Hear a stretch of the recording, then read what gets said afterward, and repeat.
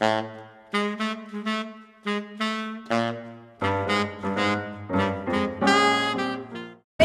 here at the Everything Saxophone podcast, and we're with the Key Leaves Everything Saxophone podcast NAMM Hang 2019 with none other than Leo.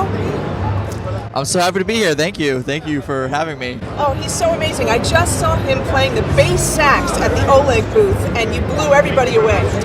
I was honestly very surprised. I thought it would be more difficult, but it was pretty easy to play, and the low notes felt so good. I could really feel it deeper, it's just the resonance was amazing. I had a great time. Well, yeah, I mean, and you really played that so well, and he did his signature dance moves. You missed it, sorry, but it was really awesome. And I did. Had a guest drummer with you. Yeah, I can't even remember his name, to be honest. Someone just sat next to me and started playing, and it worked out. It was a nice jam. He's gonna hit me up on Instagram. We'll stay in touch.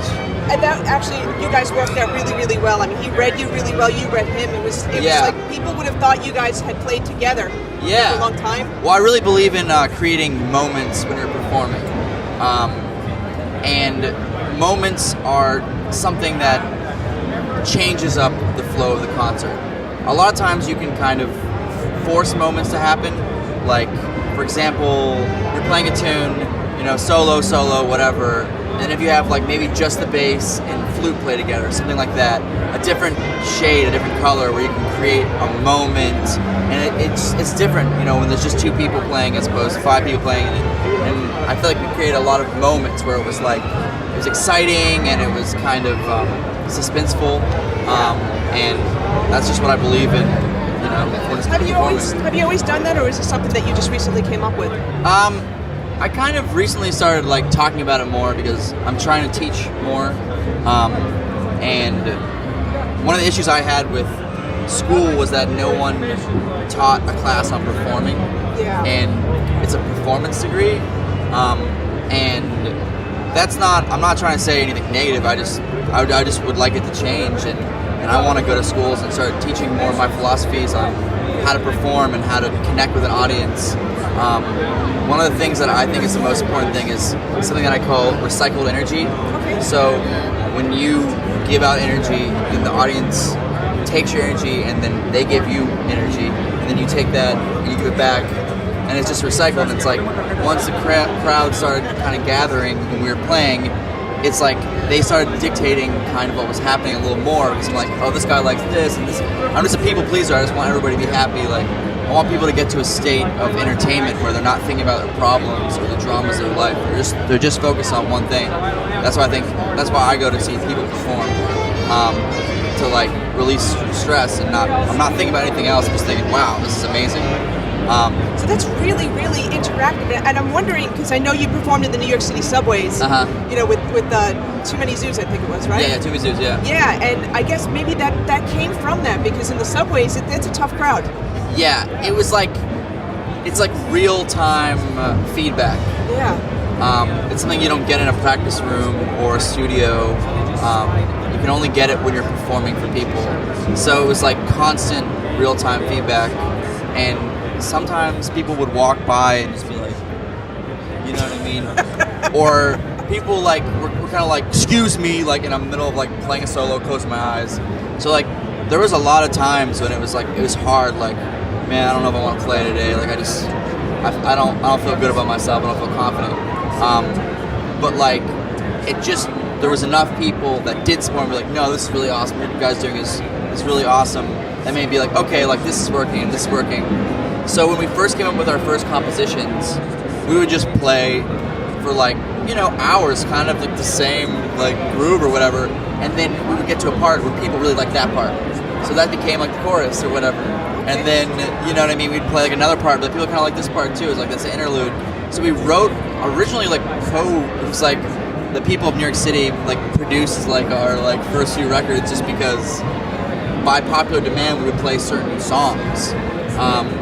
So it was kind of starting from scrap. That's how I felt when I was in the subway. It was just start over, kind of unlearn everything I've learned, and just play what I want and see what people respond to, because I think there is an issue in the saxophone community that each one of us face, anyone that's proficient in saxophone, which is the want to play too many notes and just be impressive to other saxophone players.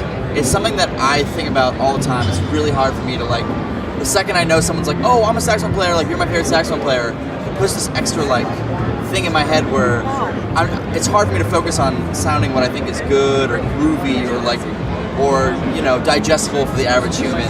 It's like when I know there's a saxophone player, it makes me so like stressed, maybe. Yeah, stressed and feel like I have to get back to that like jazz school mentality where I don't know what other people experience jazz school, but it was a very, when I went to Manhattan School of Music, it was like so many great players that were my age that were in New York, and sometimes these like jams would just be like, or sessions would be like intense and like really just people trying, you know, aggressively playing and trying to play more notes or more stuff, and it was cool because it made me like feel like I had to get professionally like good at like my technique and be able to play bebop specifically because that was kind of what everyone was playing, which is great because I think bebop is the key to understanding what notes to play over what harmonies. Personally, I think it's like the best thing that anyone can study as a musician. But yeah, I think it's like an issue where there's this Olympic type of like saxophone playing that is awesome, and I think it's great. But I think that if you're not the best at it, there's not really a lane for you. It's like, if your thing is going to be playing a lot of notes, being the technical person, I feel like you're not going to be successful unless you're like the top like 0.5%.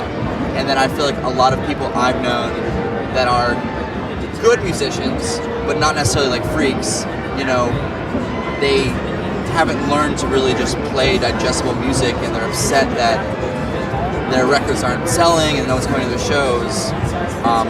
And at the end of the day, you just have to realize, like, making music, if you want to be successful at it, it can't just be about you. You have to realize that you're playing for someone. Do you think, though, that with, you know, like we're talking about other saxophone players, but do you think sometimes the audience expects that Olympic kind of playing too? Yeah, I mean, yeah, I do. Like, especially because of my shows, there's so many different, like, people there, like, there's like little kids that like us, there's like families, there's like people that are dressed up like they're going to a rave or something, and then there's like, you know, usually like a group of young guys that like saxophone, and you know, I can always feel like they just want to do the, like, you know what I mean, they want to hear that lick or that, like, you know, thing that could, so yeah, so I mean. So how do you deal with that? So how do I deal with that? I try to please everybody at different times in the show when I feel it's appropriate, because it's like, if I came right out the gate with that, I have nothing left to, like, you know what I mean, keep you like, you know, like there's a section where I'll just go off in every one of the shows where I just start playing tons of licks and just like, I just like Michael Breck, all the little Michael Breck stuff I used to practice, and just, you know, all the diminished stuff, and I just go off for like a few like minutes, and like the band kind of stops, and I just keep on going. It's like almost comedic, because it's like kind of what I'm trying to portray is that, like, I forgot everybody was there because I'm just practicing now, like, it's like, and then it's like kind of this moment where I like open my eyes, I'm like, oh, so I do like in a comedic way that, I don't know, your average person might think I'm like even making fun of myself, which I kind of am. But the people that are coming to see me like shred get like a specific moment. Like, feel like that was the moment. Yeah, exactly. And then it's just really hard, like, when people have me play on their records, like, you know, I would say like 3 or 4 times a year I record on somebody else's thing.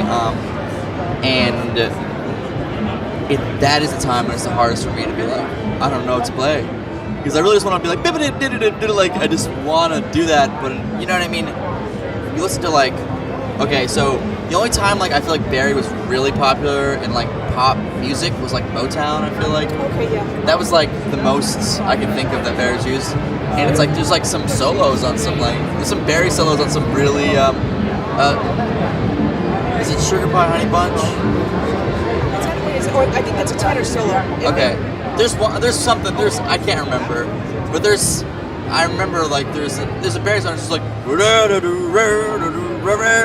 and it's just like this kind of like kind of laid back, almost a little sloppy kind of, and I really love the solo, and I wouldn't want anything else to be in that spot.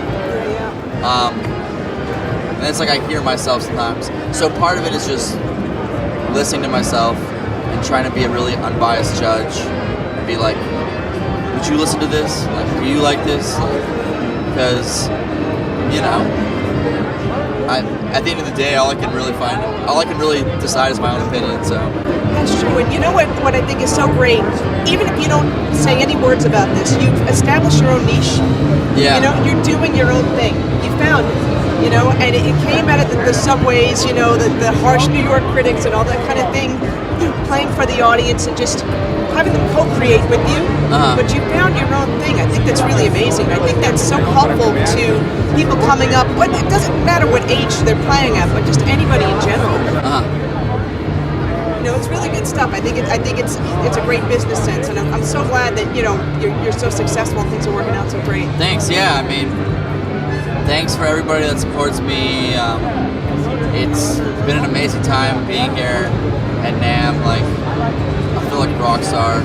Is this your first time here at NAMM? My first time here. Oh, okay. So what are your impressions? I mean, it's like amazing. I don't know. I mean, I'm getting pretty. I'm leaving tonight, as I said earlier. I'm going to Denver, and then Aspen, and I'm legitimately really bummed. I'm really bummed. Because you got to lead the candy shop. Yeah, I know. It's like. Also, I love LA. It's a great time of year because I live in Philadelphia currently, and it's very cold. Yeah. And it's just like I don't usually get as many gigs in January, except for the after party for the X Games. But I definitely want to make it more of a priority for next year because it's beyond. It's work, it's vacation, it's networking, it's everything packed into one. It's perfect for me. Yeah. And where else can you try out all those bass saxes? Yeah, I know. I'm like, yeah. It's awesome. Well, listen, Leo, I know you're so busy, with your touring and all that kind of stuff, and I want to make sure you catch everything at NAMM. I wanted to thank you so much for your time. Thank you. The Everything Saxophone podcast. Yeah. Thanks so much. Thank you.